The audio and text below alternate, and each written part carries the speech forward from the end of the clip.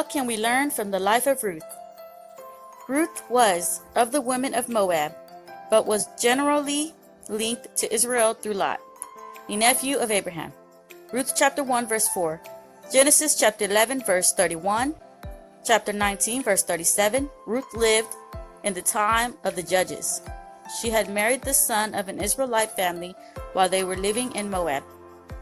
But at some point her father-in-law, her husband, and her husband's only brother died. So Ruth had to make a decision whether to stay in Moab, her home, or go with her mother-in-law, Naomi, to a land she had never known, Judea. Ruth loved her mother-in-law and had great compassion for her, seeing that she had lost not only her husband, but both of her sons. Ruth's sister-in-law, Oprah, made the choice to stay with her people in Moab. But Ruth could not bear to part from Naomi, or from the God of Israel that she had come to know.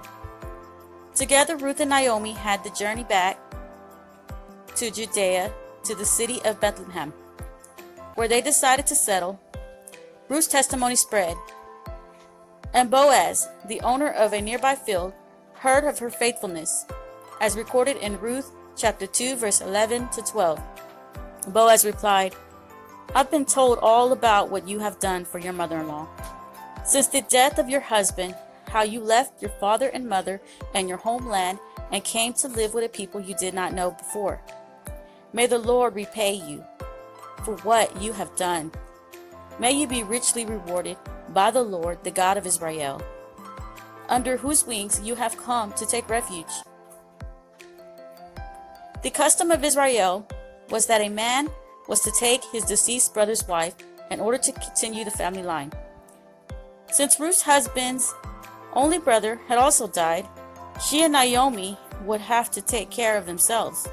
Ruth went out every day to glean fields to provide food for herself and Naomi.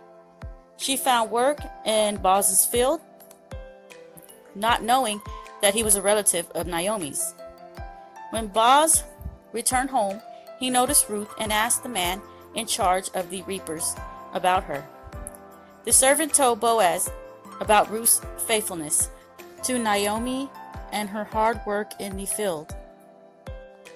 Boaz personally told Ruth to remain in his field and stay close to the other women, also telling her that he'd warned the young men not to touch her and inviting her to drink freely of the water the men had drawn anytime she was thirsty. Ruth chapter 2 verse 8 to 9. Ruth responded in humility and appreciation, asking why he would show such favor to her, a foreigner, at which point Boaz told her he'd heard of her sacrifice for her mother-in-law. Ruth chapter 2 verse 10 to 13. Boaz continued to show her every courtesy, providing a meal to her and instructing her reaper to purposefully leave some grain behind for her to glean. Ruth chapter 2 verse 14 to 16. When Ruth told Naomi where she had gleaned, Naomi was happy and told Ruth that Boaz was a close relative and a kinsman of Elimelech, Naomi's husband. Therefore, Boaz was qualified to become Ruth's kinsman redeemer. It was of the uttermost importance of Israel to perpetuate the name of every family of Israel. So this gave Ruth the right to appeal to Boaz to fill that role. Naomi encouraged Ruth to continue gleaning in Boaz's fields, which she did through the barley and wheat harvest. Ruth chapter 2 verse 18 to 23. At the barley harvest, Naomi suggests that Ruth go to Boaz while he wind down barley, and essentially ask him to be her kinsman redeemer. Ruth had an open mind and a teachable spirit, so she listened to her mother-in-law and did as she had requested. Ruth chapter 3 verse 2 to 5. Ruth followed Naomi's instruction to the letter. Boaz responded favorably, but he knew of an even closer male relative who would be first in line to redeem Ruth and her family's property. That man had to be consulted before Boaz could take Ruth as a wife. The very next day, Boaz met with the other relative who legally relinquished all his rights to Ruth and Naomi's property.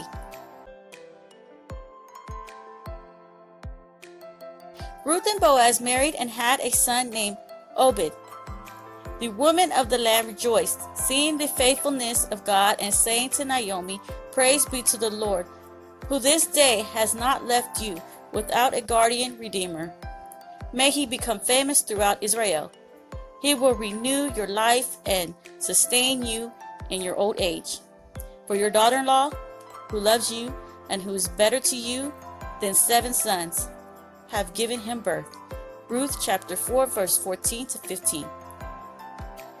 Ruth trusted the Lord, and he rewarded her faithfulness by giving her not only a husband but a son, Obed, a grandson, Jess, and a great-grandson named David, the king of Israel.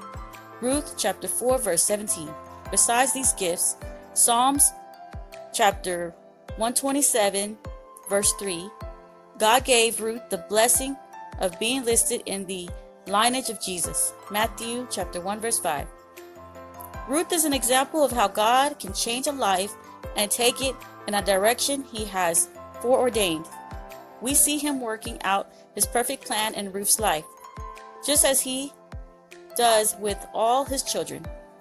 Romans chapter 8 verse 28.